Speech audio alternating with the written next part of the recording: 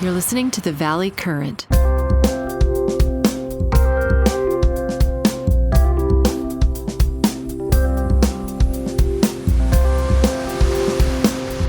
Hey, Steve. Wow, I like the CPA hat. Thank you. Is that official? I'm taking it with me to a charity golf thing. Nice. That way, if anybody has a tax question before the third or fourth hole, they know who to go to. Nice. Do you do a special rate at each hole? The price gets higher and higher as you go further and further? Or lower and lower? The chances of my being able to continue will decrease with the number of holes that I have to travel. So if the question is urgent, they better get to me before the third or fourth hole. I like that. So is the big issue whether or not you can deduct a golf game for charity, or you have to allocate, or how does that work? In my case, it's deductible for two reasons. There's a scholarship tie-in that makes it a recruiting expense. Mm-hmm. And then there's also a promotional marketing component. Right. So who organized the charity? What's the golf game? It's with a group called Financial Executives International. Mm-hmm. They do it every year to raise money for students at local graduate and undergraduate programs that are have accounting or tax focus. Nice. So you meet some students that are interested in getting in the field. We do. Nice. And we get to support them. It's as good a cause as any. It's a dual purpose kind of thing, right? Indeed. I like that. So I sent you a news item that pretty much stunned me, which is that a senior C-suite executive at a big firm hadn't paid taxes on some $54 million worth of income over a lengthy period of time. I mean, how can that possibly happen when the C-level executive, and I think he was like the chief legal officer or something, or chief something, some sort of C-level person. How could that person not be paying taxes for a number of years on income or filing tax returns? I guess there was some withholding, right? So it's not as though he didn't pay any taxes at all. At least that's the way I read it at the time that I read it. And I thought of you instantly because I said, you know this stuff inside out. How does stuff like this even happen? And that was at one of the ratings firms, ratings agencies, wasn't it? Right. It was a ratings agency. So this is sort of an agency that would presumably be very worried about its people complying with the law, right? To make sure that that's happening. But of course, an employer is only responsible for withholding. They're not responsible for making sure that someone actually files their returns. That's a personal obligation. It's amazing, though, that a high net worth employee who's educated and knowledgeable about the requirement and has access to advisors would somehow forget. I mean, is it forgetfulness, or is it sort of like the IRS is so screwed up? It was Moody's general counsel, right? That's the actual report. I just brought it up. So Moody's is the rating agency. It was their general counsel that, according to the report, hadn't paid taxes or hadn't filed tax returns, right, for a number of years. There's a psychology that sometimes happens where people procrastinate as a way to avoid something that causes discomfort or unease. But not filing is probably the worst thing that one can possibly do, no matter how much you owe or how much you dislike tax. I'm putting this story up here. John Groggins, a former general counsel for Moody's Corp., admitted to willfully failing to file federal income tax returns. I imagine he didn't file state either, on his more than $54 million of income he received over 4 years. He retired in September after serving as legal chief of the New York-based ratings agency. Presumably, if he's working in New York, he's probably paying New York state taxes and maybe New York City taxes as well if he's living in Manhattan or otherwise in New York City. Pleaded guilty Thursday in federal court in Newark, or maybe he was living in New Jersey. U.S. Attorney Philip Sullinger said in a news release.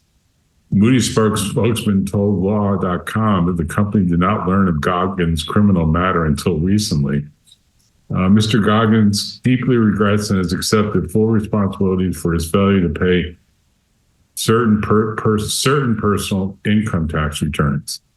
Failure to file. So I don't know if that means trading, stock trading, which is, I guess, another issue if he's at a ratings agency, where there's inside information from trading. I don't think the salaries are that high working as general counsel for a ratings agency like Moody's. 54 million over how many years? If it was, it says 4 years, I think, of unfiled returns. Tax returns for 2018, 19, 20, and 21. So 4 years during that span, from wages, restricted stock awards, non-qualified stock options, interest, dividends, and gains from stock sales. So most of that, I would guess more than 40 or even 50 million of that was non-withholding type income. That is, most of it was probably not from his earnings from work. That would be my guess. Each of the 4 counts carries a penalty of up to 1 year in prison and a $100,000 fine, or twice the gross gain or loss from the offense. Whichever is higher is whichever is lower. Do you know that? Do you know what the answer to that is? Doesn't say.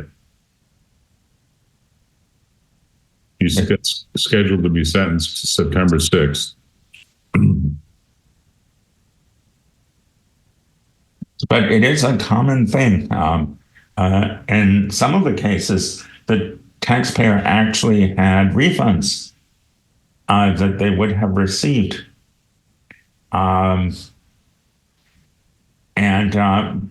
If you wait too long, you lose the refunds. You still have to pay tax on the bad years, but you don't get refunds on on the good years. You still have to pay tax on the good years, but you don't get to claim the refunds that you otherwise would be able to claim on the bad years because you waited too long.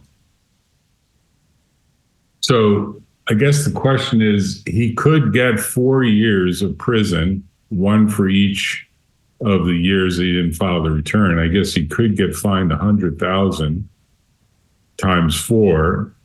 And there was something that says, or twice the gross gain or loss from the offense.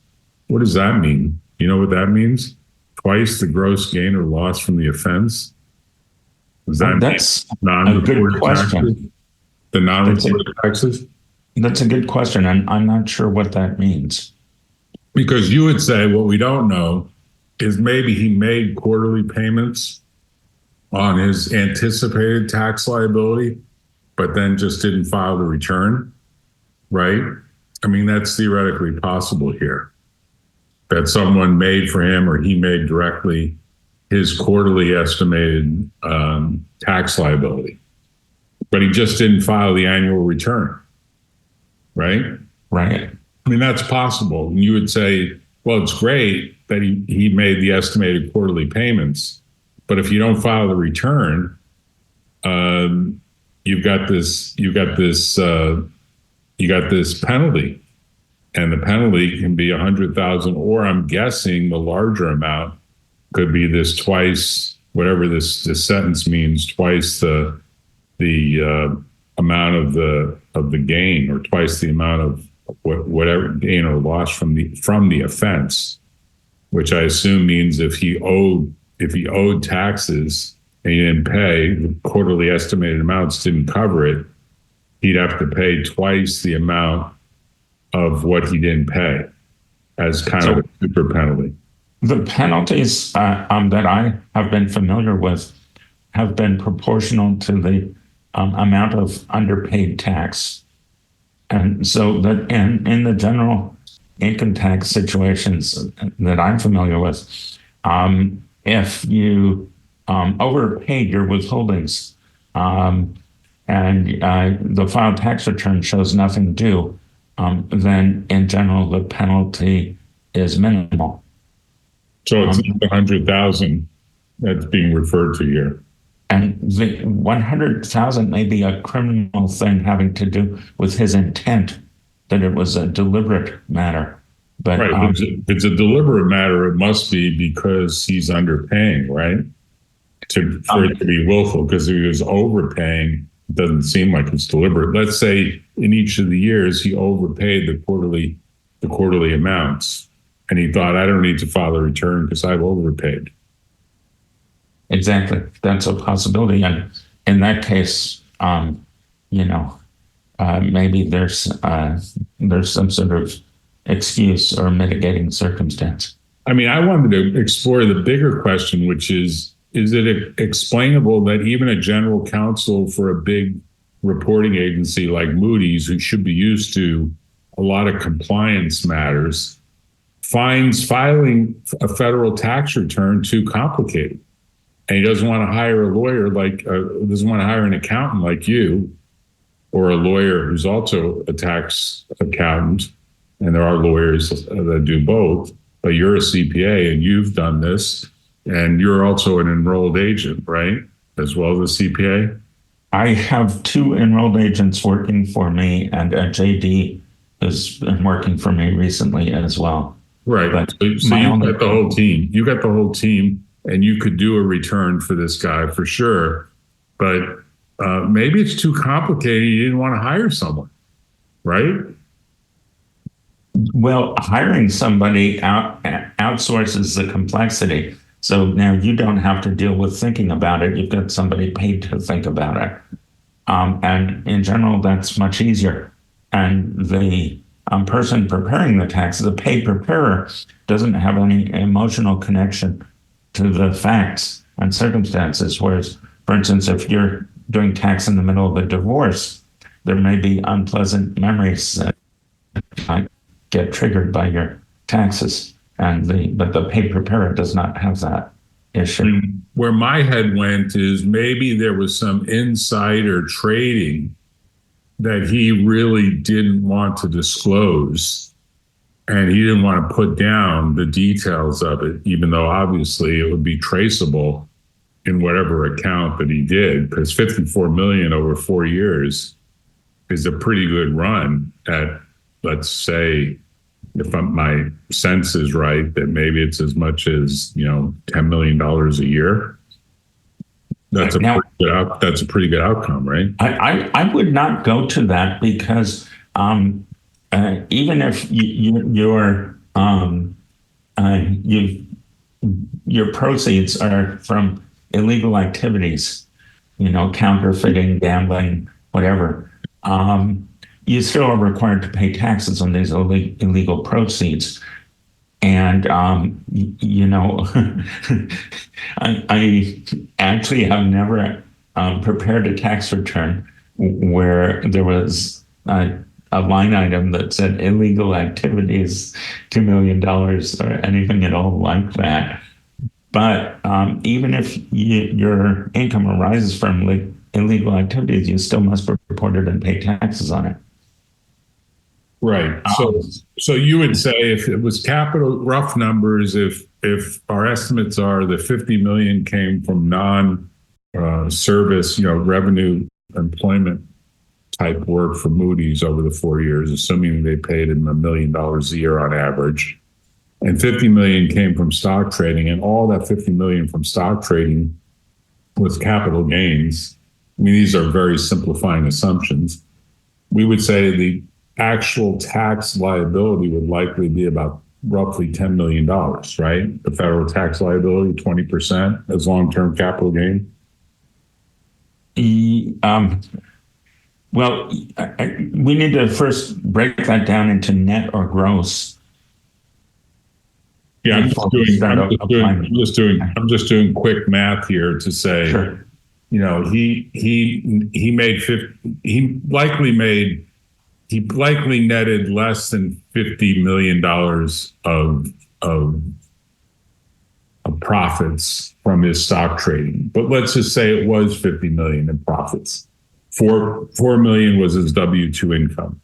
The W-2 income would have some withholding.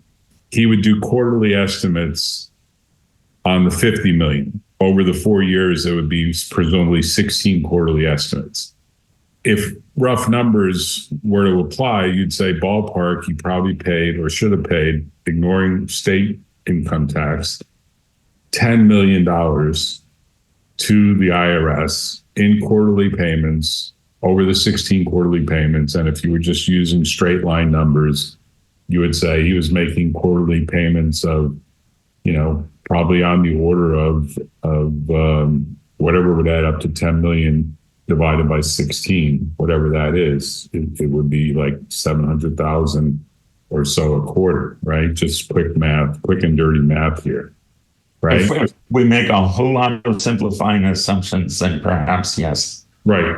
And then with those simplifying assumptions, he still has to file a tax return. So even if he actually got the numbers right, he'd still have to file a tax return. Now, I don't think anyone as sophisticated as a general counsel for Moody's, and you know, we're not meant to be saying to John Groggins that he's an awful person, but I don't think anyone as sophisticated as him in his 60s would somehow conclude, oh, I don't really have to file a federal tax return because I've kind of paid my quarterly taxes, so why bother? Yet, in some ways, you could say maybe someone could think that way. In theory, could say I made enough quarterly payments that they should be happy. Why do I have to do this annual report that sort of sums up all the numbers? Because that's what the annual report would do. It would look at what the quarterly payments were against what the actual liability turned out to be. And your point is sometimes there's a refund. Sometimes there is a refund. Right. And if you don't file promptly, you lose it. Right. Now, I have had clients who have engaged me and paid me and had me do most or all of the work, and then who stopped returning my emails and phone calls. Not filed, or you file for them anyway? I had not filed. And I can't say what, you know, I'm a tax preparer. I'm not a psychologist, so it's hard for me to be very definitive in terms of what motivates somebody to be in a position where they just can't pick up their hand and pick up their pen and sign the darn tax return. Well, it's even easier than that. They can probably send you a note that authorizes you to electronically file for them without even picking up a pen, right? That's true. Right? I mean, you do that for people once they authorize you to do it. Well, that's all okay, right? You know, they have to sign something, whether it's an authorization for me to file or whether they're signing on the tax return itself. But yes, they can give me an authorization, a signed authorization that then allows me to file without any further action on their part. So despite this being a potentially effortless process with all the financial incentive in the world to file, there's people who won't. Let me add one more thing, which is that filing starts the clock on the statute of limitation for getting audited. So if you file the tax return, then for the next 3 years, you potentially can be audited by the IRS. But after that, the IRS is very limited and can only audit you for substantive criminal matters. And after 6 years, it can't audit you at all. But if you never file a tax return, the clock goes on forever, and they could potentially pick up your tax situation 10, 20 years later, say, how here, we're creating a substitute for return. This is what we think you should have reported, and here's how much tax you owe, and we're taking your house. Right. And how nasty would it be for his estate if he were to have died and all this audit stuff is done after his death? Because I assume the estate would get tagged, right? It would. It should. And there's nobody left to help find any countervailing Evidence. expenses, deductions, expenses, or evidence that might reduce the liability. Right. It's like the worst of all worlds in many ways. And I don't know what his side of the story is. I mean, it'd be interesting. So, John, if you're listening to this podcast, maybe at some point you'll come on to give us your side of the story. But it's a pretty wild presentation here, because there actually is a code of business conduct that Moody's publishes, which I assume he, as the lawyer, as a general counsel, had some hand in writing. I put it into the chat and I'll put it on the screen, but it's like a pretty lengthy document going through lots of details about individual and business conduct. It's not signed by him. It's signed by the CEO at the time, a gentleman named Robert Farber. Maybe he still is. And it goes through chapter and verse for, I don't know, probably like 100 pages of, compliance with tax, compliance with insider trading. There's, how we act with integrity in the global community. I mean, this is pretty obviously violations. Not filing tax returns would be violations of the code of conduct that his employer imposes, because it's embarrassing to Moody's that someone that's in charge or associated with others in charge of compliance at Moody's is not really personally carrying out his own compliance with law, right? Right. I mean, that's pretty big black mark on them. Now, he's no longer with them. He retired. I don't know if he was forced to retire or he planned to retire. He was obviously pretty rich, right? 54 million probably puts him in the top 1%, even in New York. My guess is it puts him at the top, maybe even the top 1/10 of 1%, right? If you look at people that are earning money over 4 years, there aren't that many people in the United States that would have earned $54 million over a 4-year period, a single individual, right? I mean, obviously there are Elon Musks and Bezos of the world and that sort of thing. But, those are rare cases. I mean, this is just a worker, really, a worker bee, a C-suite worker bee at a big public reporting company, which is supposed to be protecting the rights of investors. I guess this is not a mark against them, but you have to wonder, with people who aren't taking care of their own tax return filings, what does that mean? So I don't know what his side of the story is or how this could have occurred, but your point is it does happen that psychologically people just can't sometimes do what they're required to do. Right. Now, I do have visibility inside some of the big firms. And at one, a friend of mine worked in the group that prepares partner tax returns.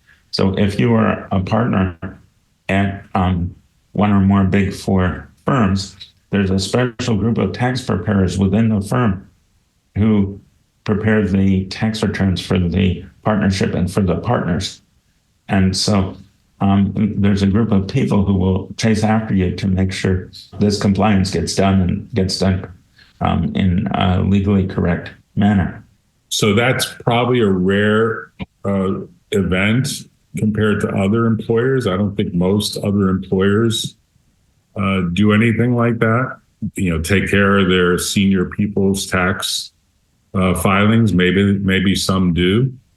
Congress has an internal tax preparation group. Congress people get their taxes prepared by that group. Oh, so you're saying when you become a congressperson or you become a senator, you automatically get tax preparation services as You do well? not have to do your own taxes. You get, as part of the compensation package, you get a group of experts who prepare your taxes for you. Wow, I didn't know that. And So that's I'm not sure if it's required to use them or if you can opt out and choose your own outside tax preparer. But yes, there's a group of tax preparers hired by Congress to prepare taxes internally. so that's probably true for the U.S. Supreme Court as well, right? That's a good question. I mean, that'd be my guess. I mean, my guess is that the U.S. Supreme Court probably gets those services as well. And I guess the theory is you're so busy doing work for the government that the government can extend you the benefit of professional services, right? It would also look very bad if you self-prepared your taxes. If you were on the Supreme Court, you self-prepared your taxes and you had a big error. Well, that gets to this alleged bribe that was taken by one of the justices, Clarence Thomas, alleged bribe in the form of an RV loan or some sort of RV use or something like that. I mean, I was just looking through the code of conduct and it says taxation, failure of the company to file tax returns promptly and accurately and to pay required taxes can result in severe penalties. I mean, that's not saying anything about an individual. That's just talking about Moody's, right? Right. That's not saying, and individually, we expect each of our employees. That's kind of surprising that they left it out, but it's on page 42. So maybe he didn't violate the Moody's code of conduct. It wasn't explicit, but there is kind of a general question about integrity that's raised as a result of this, right? In some ways, you could argue. There is. And let me say that errors in tax preparation are very common. And there's parts of the tax code that are pretty indecipherable, even to tax professionals. I was just reading a resume from somebody who wanted to work for me, who had 2.5 years experience in tax, and said that she was able to ensure compliance. And when I saw that, I kind of smiled because 20 years of experience in tax, and I can't guarantee compliance. You can guarantee that the client that you represent will not be tagged if you make an error. Like you'll have more leniency in front of the IRS than they would if they made an error, right? Yes. And I can almost guarantee that our error rate would be lower than the error rate for self-prepared tax returns. And a part of that is having multiple tax professionals looking at each tax return before it goes out to try and make sure that nothing is missed. But even there, sometimes the tax code created by Congress is just so darn complex or difficult to implement. And I could cite a handful of specific situations, but I'm not sure we have time. Well, I want to close with this idea, which is, I know at one point, Bill Bradley, the senator from New Jersey, happens to be the same place that this guy got prosecuted, made a pitch that there should be immense tax simplification. And the idea was like a postcard, like you'd fill out some sort of most of the United States workers would be able to fill out a postcard. It was like a simple kind of document that would end up doing the reporting. Now, of course, these days it would be an online postcard, but it doesn't seem as though any version of movement towards real simplification has happened.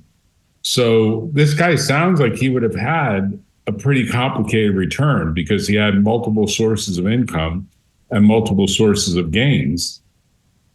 And to some degree, I suppose it would have cost him, but 54 million, you can definitely afford probably six-figure money spent on a tax preparer, although I don't think even a complicated return of his would generate a fee of that size. I don't know what fee you would expect.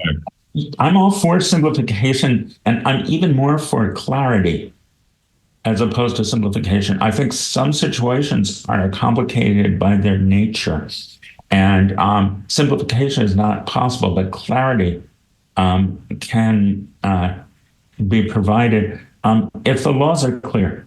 Whereas if the laws as written are vague and don't specify clear tests, then we've got a problem. Anybody in that situation, no matter how well-intentioned and how much good faith.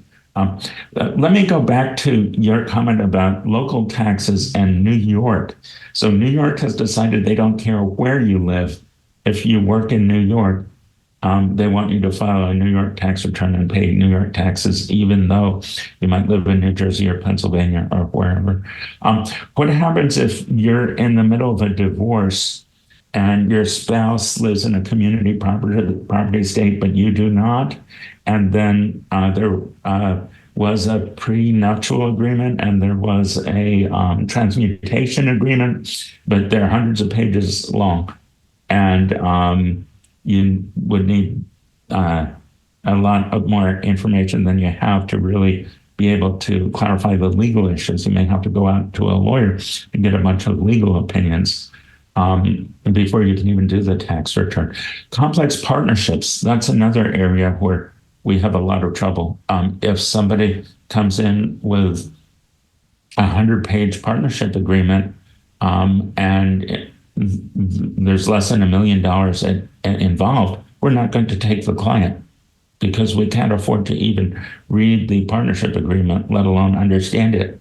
Same thing can happen with trusts and estates. Again, if I was to ask for one thing from Congress, it would not necessarily be simplification, but clarity. Give us a clear test about whether, for instance, the income that you get in a legal settlement is deductible or not deductible, whether you have to pay tax on the gross proceeds or whether you get to deduct your legal fees. These are very complicated issues, and the rules we've been given are far from clear. Well, I agree with you. And the latest case that I sent you is I guess there was a gentleman that owned a business in Belize, which is, country in not South America, but Central America. Belize is a small country. They've got a very strong asset protection statute that allows people to set up asset protection plans. He owned some sort of business in Belize, presumably inside of some sort of asset protection plan, and he didn't report it under Internal Revenue Code 6038B, I think. And the tax court ruled in his favor that he didn't have to report it. And that case just went up, and I sent you a copy of it. The Flyby case. Yeah. And it just went up to the DC Circuit, and they reversed and said, no, he was supposed to report it, which means he's going to pay a bunch of penalties now, right? Because he avoided penalties in the tax court. Right? That's right. They've reversed the previous decision and now it's taxable. There's one big thing there to watch out for. Now, his case was involved participation in an international corporation. I believe the threshold is, I think, my memory is 5%, that this only applies to people who have a 5% or greater interest in the corporation. There's related disclosure, related penalties for proceeds from international overseas trusts. And the big gotcha there is that many overseas beneficial arrangements are not called a trust. And so people think, well, doesn't say trust in the papers, so I guess I don't need to record it. But the key there is the irrevocability of the arrangement. So if you're getting proceeds from some sort of irrevocable overseas structure, then it's almost certainly considered a trust. by U.S. tax, even if it's not called a trust in the paperwork. And a lot of people make the mistake of thinking, well, this is not called a trust, so I don't have to report it. You should err on the side of reporting. There's no tax involved. And so there's no harm whatsoever in over-reporting. But there's huge penalties that are possible if you under-report, so don't do that. But the tax court case seemed to go in favor of the taxpayer. It's your point of ambiguity in the statute, I guess. Yes. DC Circuit reversed. Yes. The theory in the tax court was that the government had to sue in a civil case to get the penalty. They couldn't just do an assessment, because the opinion of the DC Circuit essentially is like a federal taxes 101 course on how the IRS makes assessments and files liens and does a bunch of stuff administratively without going to court. They don't go to court. They just do everything as though they are the judge. And without having explicit authorization from Congress in this case. And so the permissibility of the tax became a constitutional issue in these cases. And that's your field. Right. I mean, to me, it's an interesting aspect because the world is getting smaller. People are making investments all over the place. We get emails all the time, I'm sure you do too, where someone will say, oh, there's a new apartment building or condo building that's being built in Leeds, London, or somewhere overseas. It's a good diversification of real estate. We have students that will rent it. You'll get guaranteed rent. All you need to do is send us, £33,000, and you'll own an apartment that's in 5 years will double or triple in value. Like, you get these presentations, not that you act on them, but the world wasn't that way pre-internet. You didn't get a solicitation. You didn't even get a postal mail item. You would have had to have some agent scouting around overseas to find you an opportunity. Now the opportunities just come by email. And if you're willing to take the risk, because you could be dealing with this scammer, you could have investments all over the place without realizing that they're all over the place outside the United States, and they require reporting. And that reporting, if not done, can result in penalties. So it's quite a small world that's getting more and more sophisticated from a tax point of view. And indeed, as we know, Puerto Rico had a set of statutes that they framed around the view that if you're an outbound service provider, you didn't have to pay federal taxes. If you got the Puerto Rican decree for 15 years worth of residency in Puerto Rico, even though Puerto Rico is considered a federal jurisdiction with a federal court, and your passport, if you're in Puerto Rico, is a United States passport, you're not actually a U.S. taxpayer because you're not a state. And so many of these crypto folks and other, high earners move their operations to Puerto Rico. And now I guess the IRS has gotten wise to that and is questioning whether it's legitimate, and even questioning whether people are really resident there, because apparently they have private jets and they take off and leave Puerto Rico for a while, but they pretend like they're there, a little bit like what you see when people are in Nevada, camping out in Nevada, but they're not really there. And the auditors are looking around, the California auditors are looking around in their garbage and that sort of thing. I mean, you see those cases, right? Yes, or read about them. I mean, to me, it's like an interesting thing how it's a push and pull system, and you get a whole group of people that sort of want tax freedom, but, they have to exit the United States entirely unless they can legitimately come within the rules and regulations of what the Puerto Rican, what used to be called Law 2022, now I think it's called Law 60. And there are some people that have immigrated to Puerto Rico, not that they had to do anything, they're citizens, they didn't have to get any special visa or anything, but they get this decree that their business operations are outbound services, and outbound services are not considered taxable under this decree. which is an amazing thing, right? It is. Let me jump to one other point that you emailed me about, and that is the increasing level of tax audits. And the material you emailed me suggested that corporate tax audit rates will go up to, I believe these are for large entities, go up to around 26%.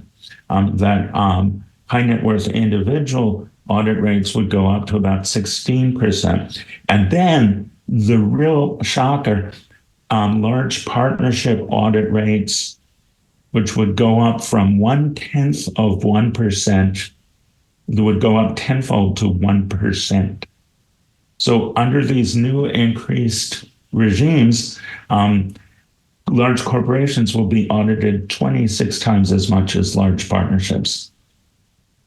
And what do you think about that? Maybe your point is that these partnership arrangements are under audited mainly because the individual partners are individually liable for the partnership distribution. The entity is typically a flow-through entity. Most partnerships are, right? Now, whether the allocations are right or wrong is a different issue, but it's not like a corporation where a corporation can basically shield a certain amount of its assets in a variety of ways. A partnership typically reports on a K1 whatever is the profit by partner, right? So in theory, if you're looking at it from the point of view of big picture, there is some individual or entity that's ultimately going to pay a tax based on that K1, right? Now, whether the K1 is correct or is misallocated is a different issue.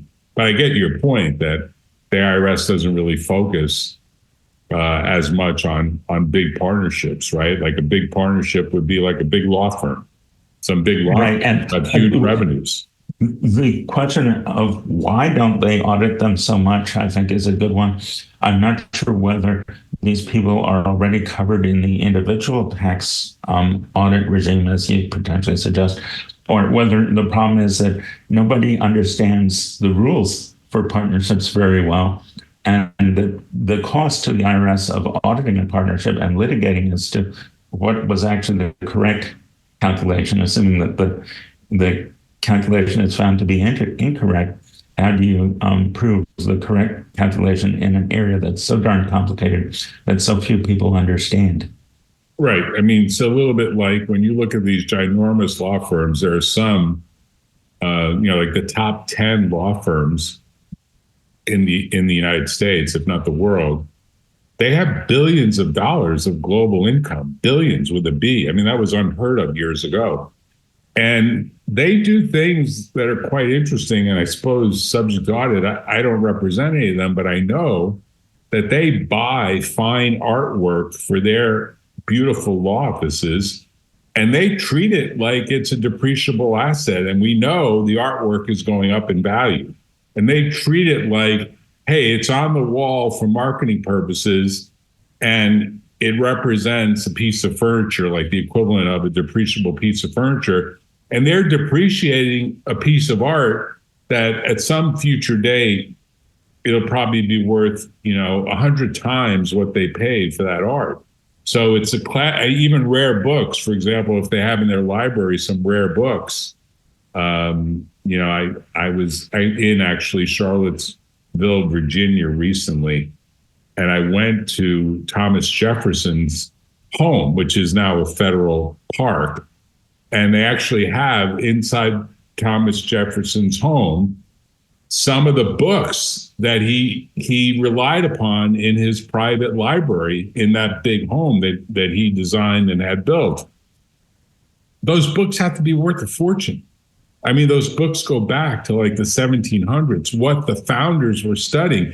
There are law firms, trust me, there are big law firms that have those beautiful books from the 1700s, copies of them, in like a hermetically sealed cabinet, because those books are going to be worth like hundreds of times the value as a rare book on the rare book market, just like the rare art. So the value of the asset is going way up while they're depreciating whatever was their cost basis for getting those assets. So it's a classic tax shelter, right?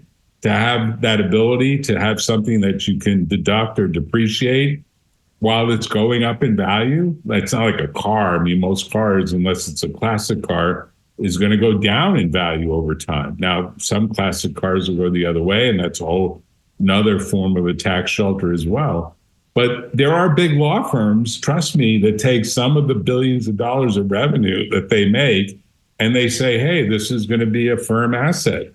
And it's going to be something that will provide us some stability, which if hard times comes, I guess we can sell the art and we can sell the books.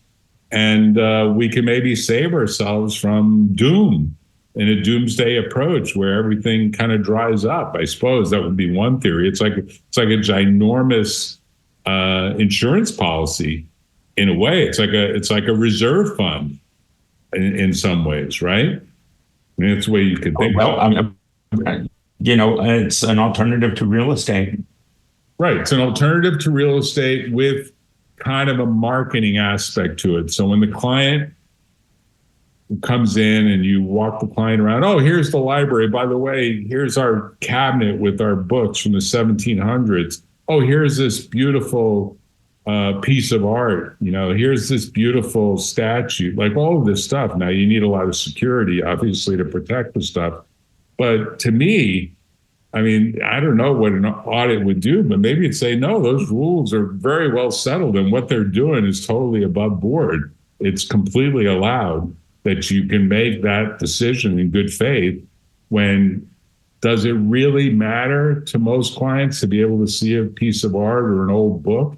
I mean, it's a marketing judgment, I suppose, at some level. A lot of the partnership issues are complicated on an even higher level than just, is it deductible or is it not deductible? So that's something that's reasonably approachable and relatable. But when you get into inside basis and outside basis and interpartner transactions, I think those areas can be complicated. Well, Steve, I don't think we're going to see tax simplification anytime in our lifetimes, and maybe never. And I think overall, the complexity is flummoxing most people.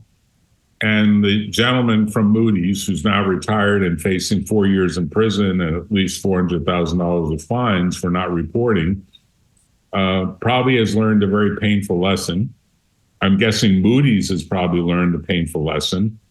And maybe with this podcast, others will have learned a lesson that won't be painful because they'll realize if they haven't filed, they should call you. You're almost always better off to file than to ignore the problem. Some problems get better with time, and tax is not one of them. Right. So tell people how they can reach you, Steve, if they have a problem like this or any tax problem, because you fix those problems, both federally and in state reporting as well. Thank you, Jack. My cell phone is 408-887-6433. And my website is www.taxservice2 taxservice2u.com. Great, Steve. Thanks for coming on. I appreciate it. We'll look forward to getting more interesting podcast material for the future shows. But this story was one that I thought we should capture because there really are lots of lessons to be learned from it. So thanks for your time today. Always nice to chat with you. Take care, Steve. Bye-bye.